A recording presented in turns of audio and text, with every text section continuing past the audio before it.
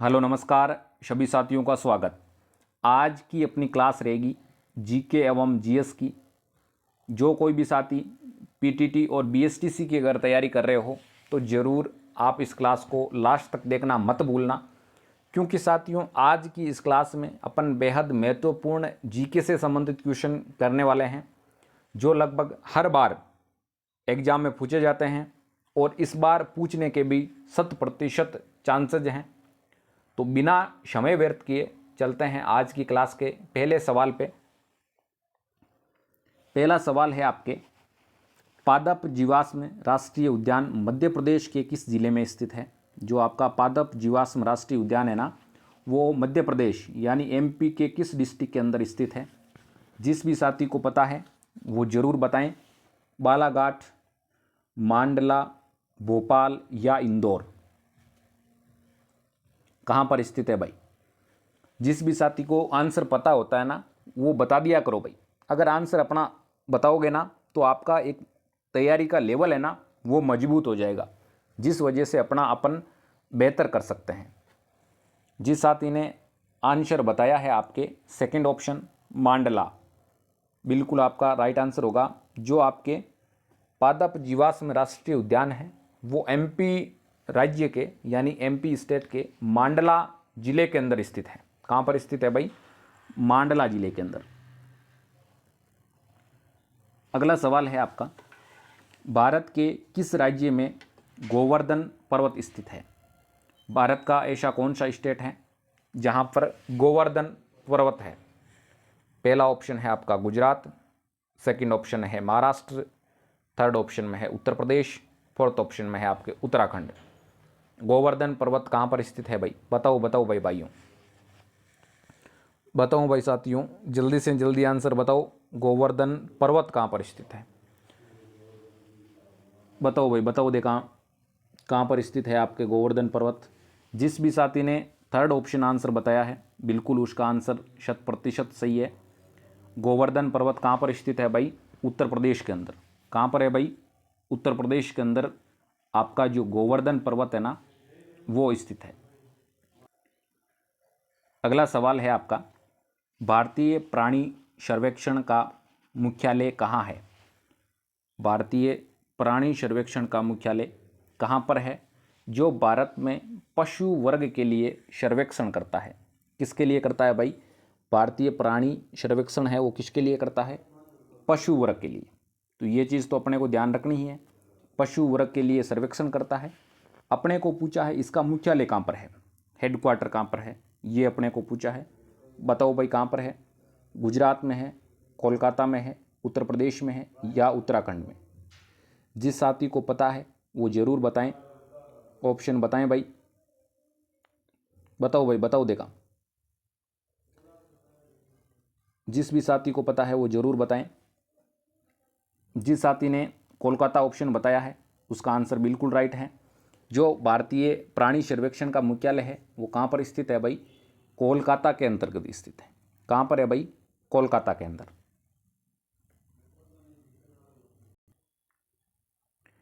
अगला सवाल है आपका, किस मुगल बादशाह के काल में मुगल चित्रकला में प्राकृतिक दृश्यों का चित्रण पराकाष्ठा पर पहुंचा गया था। मतलब किस मुगल बादशाह के काल में मुगल चित्रकला में प्राकृतिक दृश्यों का चित्रण पराकाष्ठा पर पहुंच गया था। ऐसा कौन सा मुगल बादशाह था भाई? हुमायूं था, अकबर था, जहांगीर था या शाहजहां? कौन सा था भाई? जिस भी साथी को पता है वो ज़रूर बताएं और जल्दी बताएं भाई।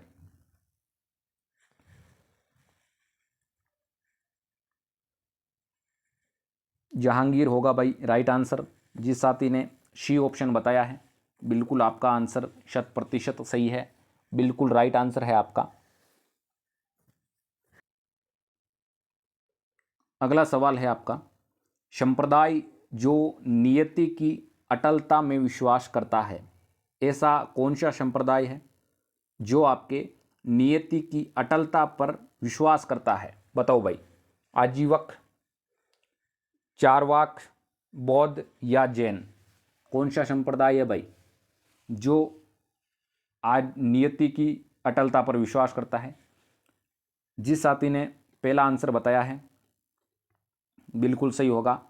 जो आपके आजीविक संप्रदाय है ना, वो किस पर विश्वास करता है? नियति की अटलता पर। किस पर भाई? नियति की अटलता पर विश्वास करता है आपके आजीविक संप्रदाय। अगला सवाल है आपका, पुस्तक एग्जाम वॉरियर्स के लेखक कौन थे? एग्जाम वॉरियर्स नामक पुस्तक थी ना, उसके राइटर कौन थे, लेखक कौन थे? सुषमा स्वराज, मनमोहन सिंह, नरेंद्र मोदी या अरुण जेटली? इंपॉर्टेंट क्वेश्चन है, एग्जाम में पूछा जा सकता है, काफ़ी हद तक महत्वपूर्ण सवाल है। ऐसे सवालों को आपको नोट डाउन कर लेना है, बिल्कुल याद कर लेना है, सवाल एग्जाम में आने वाले हैं। इसका सही आंसर हो जाएगा आपके सी ऑप्शन। जिस भी साथी ने नरेंद्र मोदी आंसर दिया है ना, उसका आंसर बिल्कुल सही है। एग्जाम वॉरियर्स नामक पुस्तक के लेखक कौन है भाई? नरेंद्र मोदी है। अगला सवाल है आपका, निम्नलिखित में से कौन सा एक सूफी संत सुहरावर्दी सिलसिले से संबंधित है? किससे भाई? सूफी संत सुहरावर्दी सिलसिले से संबंधित है। शेख नसीरुद्दीन चिराग देवली या मीर सैयद अली हमदानी? तीसरा ऑप्शन है शेख बहादुद्दीन जकारिया। फोर्थ ऑप्शन में है शेख निजामुद्दीन औलिया। क्या होगा भाई इसका सही आंसर? ज़रूर बताएं। जो कोई भी साथी बताता है ना, वो बिल्कुल बताएं भाई, राइट आंसर बताएं, इसका सही उत्तर क्या होगा। बताओ देखो भाई, बताओ। जिस साथी ने थर्ड ऑप्शन बताया है उसका आंसर बिल्कुल सही है, शेख बहादुद्दीन जकारिया, जो एक प्रकार से क्या है, निम्नलिखित में से कौन सा एक सूफी संत सुहरावर्दी सिलसिले से संबंधित है? सी ऑप्शन बताया है, तो आपका आंसर बिल्कुल राइट है। सी ऑप्शन ही होगा इस सवाल का सही उत्तर। अगला सवाल है आपका, मोठ की मस्जिद का निर्माण किसके शासनकाल के दौरान किया गया था? मोठ की मस्जिद का निर्माण किसके शासनकाल के दौरान हुआ था भाई? सिकंदर लोदी, मोहम्मद तुगलक या आपके अलाउद्दीन खिलजी या कोई नहीं? बताओ भाई। जिस साथी को सही उत्तर पता होता है ना, वो ज़रूर बता दिया करो, ताकि अपनी तैयारी होती है ना, वो थोड़ी सी मजबूत हो जाती है। क्योंकि अपन बार बार जिस सवाल को आ रहा होता है और उसका आंसर देते हैं ना, तो वो अपन कभी भूलते नहीं है। बिल्कुल ए ऑप्शन क्या हो जाएगा अपना? राइट आंसर हो जाएगा। जो आपके मोठ की मस्जिद का निर्माण किसके शासनकाल में हुआ था भाई? सिकंदर लोदी के शासनकाल में हुआ था। जिस भी साथी ने पहला आंसर बताया है, तो इसका मतलब आपका आंसर राइट है। भारत में किस ब्रिटिश वायसराय ने बंगाल विभाजन को अंजाम दिया? भारत का ऐसा कौन सा ब्रिटिश वायसराय था जिसने बंगाल विभाजन को अंजाम दिया था? ऑप्शन है आपका Lord Dalhousie, Lord Curzon, Lord Canning, Lord Lytton. बताओ भाई, क्या होगा अपने हिसाब से सही उत्तर?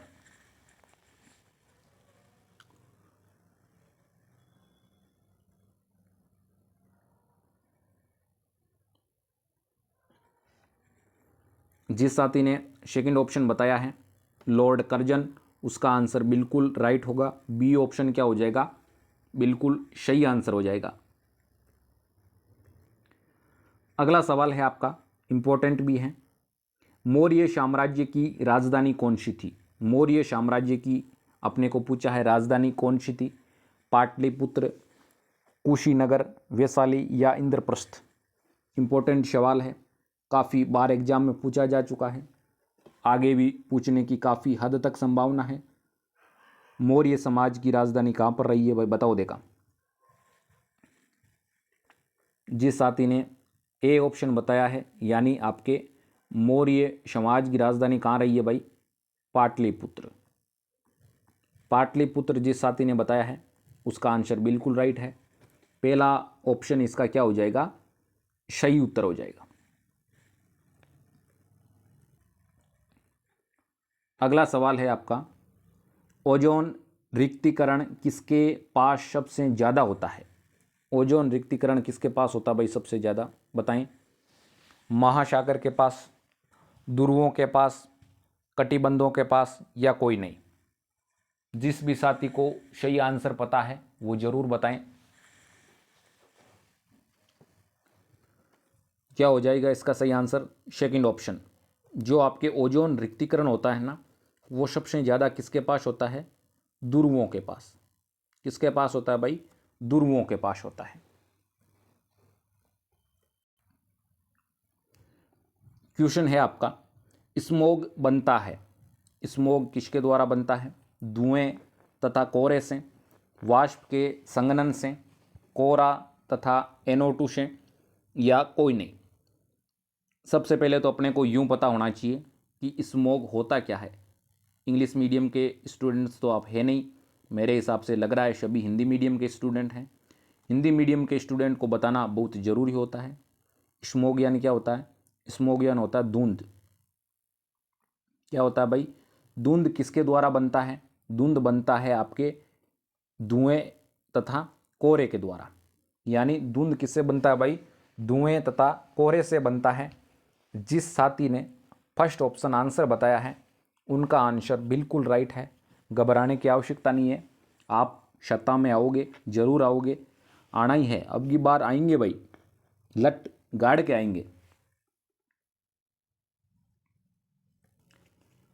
अगला सवाल है आपका, समुद्री प्रदूषण के कारण नष्ट हो रहे हैं। समुद्री प्रदूषण के कारण किसको प्रभाव पड़ रहा है? किस पर प्रभाव पड़ रहा है? भूमध्य रेखीय वन, पतझड़ वन, मैंग्रोव वन, या कोई नहीं? भूमध्य रेखीय वन होगा, या पतझड़ वन होगा, या मैंग्रोव वन? बताओ भाई, बताओ देखा। आंसर बताया करो भाई, आंसर बताया करो थोड़ा फटाक से। थोड़ा सा जल्दी आंसर बताओगे ना तो एनर्जी आती है, हमारे में भी एक अलग एनर्जी आती है कि बच्चों को आंसर काफ़ी हद तक पता है। आप ऐसे आलस करते हो, आंसर समय पर नहीं बताते हो, तो थोड़ा सा अच्छा नहीं लगता है भाई। बिल्कुल बिल्कुल भाई, बताया करो, समय पर बताओ। समय पर जो चेत गया वही युद्ध जीत गया, समय पर जो सोता रह गया वो जीवन में ही सोता रह गया। बताओ भाई, बताओ देखा। जिस साथी ने थर्ड ऑप्शन बताया है मैंग्रोव वन, उसका बिल्कुल सही आंसर होगा समुद्री प्रदूषण के कारण क्या नष्ट हो जाता है भाई? समुद्री प्रदूषण के कारण आपके मैंग्रोव नष्ट हो जाता है भाई। अगला सवाल है आपका, हरित गृह प्रभाव के द्वारा पृथ्वी पर कौन सा रेडिएशन होता है? हरित गृह प्रभाव होता है ना, उसके द्वारा पृथ्वी पर कौन सा रेडिएशन होता है? UV radiation, gamma radiation, infrared radiation, या आपके कोई नहीं? बताओ भाई, बताओ देखा, बताओ रे भाई। जके साथी ना पतो रहे ना वो बता दिया करो भाई, उत्तर बता दिया करो आंसर।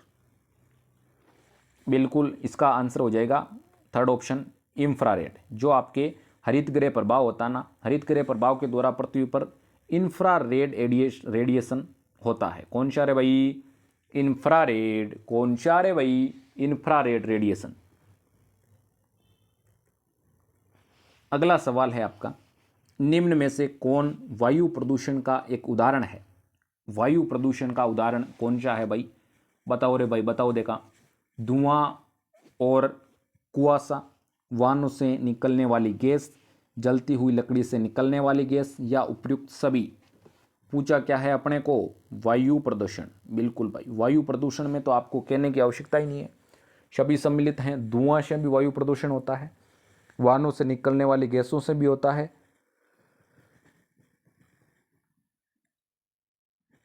जलती हुई लकड़ी से भी होता है, और इसके बाद में उपयुक्त सभी है। तो इसका मतलब डी ऑप्शन अपना क्या हो जाएगा? मेरे हिसाब से ये क्वेश्चन तो सभी ने सही बताया है क्योंकि आपको पता है इससे सभी से होता है, तो इसका मतलब डी ऑप्शन उपयुक्त सभी।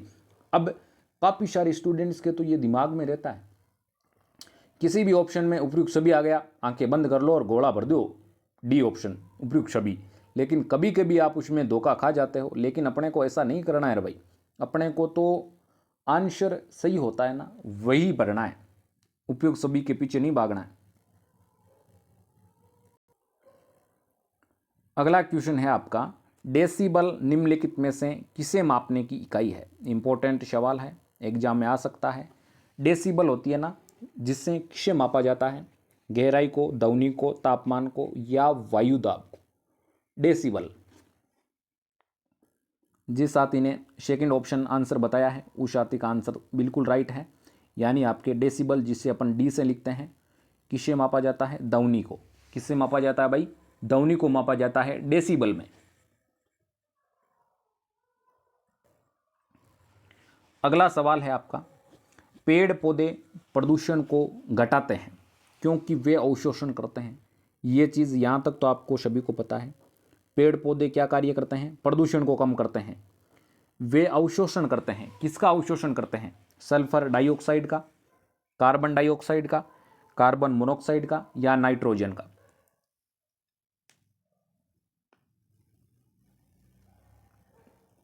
बताओ भाई साथियों, किसका करते हैं। जिस साथी ने सेकंड ऑप्शन बताया है कार्बन डाइऑक्साइड, यानी जो पेड़ पौधे होते हैं ना, वो आपके प्रदूषण घटाते हैं। क्यों घटाते हैं, जो पेड़ पौधे होते हैं वो CO2 ग्रहण करते हैं। क्या ग्रहण करते हैं भाई, CO2 ग्रहण करते हैं। और CO2 ग्रहण करते हैं और गैस कौन सी छोड़ते हैं, ऑक्सीजन। और अपन श्वास के माध्यम से कौन सी गैस अपने शरीर के अंदर लेते हैं भाई, ये तो सभी को पता ही होगा, ऑक्सीजन लेते हैं। और पेड़ पौधे ऑक्सीजन छोड़ते हैं, जिस वजह से अपना संतुलन बना रहता है। कई बार आपको पता है या नहीं पता है तो मैं बताऊं, आपने सुना होगा कि रात के समय अपने को पेड़ के नीचे नहीं सोना चाहिए। क्यों नहीं सोना चाहिए, क्या होता है रात के समय ऐसा। रात के समय होता यह है कि रात के समय क्या होता है, रात के समय पेड़ पौधों में जो आपके प्रकाश संश्लेषण की क्रिया होती है ना, वो नहीं होती है। जिस वजह से रात को पेड़ पौधे होते हैं ना, वो CO2 ग्रहण नहीं करते हैं। और रात को जहाँ तक संभव हो पेड़ पौधे O2 ही ग्रहण करते हैं। जिस प्रकार से अपन भी ऑक्सीजन और पेड़ पौधे भी ऑक्सीजन, तो इसका मतलब थोड़ा सा अपने को नुकसानदायक हो जाता है रात को पेड़ पौधे के नीचे सोना। तो साथियों, ऐसे फैक्ट भी अपने को साथ साथ पता रहना चाहिए। अगला सवाल है आपका, वातावरण में अत्यधिक हानिकारक सल्फर मिश्रित गैस है। वातावरण के अंदर अत्यधिक हानिकारक जो सल्फर मिश्रित गैस किसकी है भाई, एस की, H2S की, SF6 की या कोई नहीं। बताओ भाई क्या होगा इसका सही उत्तर।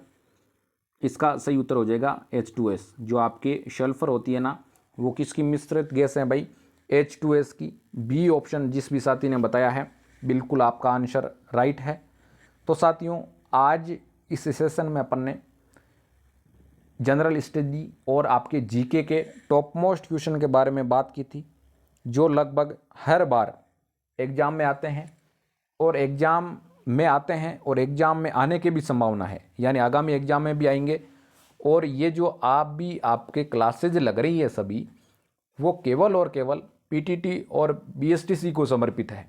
कोई भी साथी PTT और BSTC की अगर तैयारी करता है तो सदैव हमारे साथ जुड़ जाइए, इस चैनल को सब्सक्राइब कर दें और इस वीडियो को साथी जो भी अपना BSTC और PTT की अगर तैयारी करता है उसके साथ ज़रूर शेयर करें।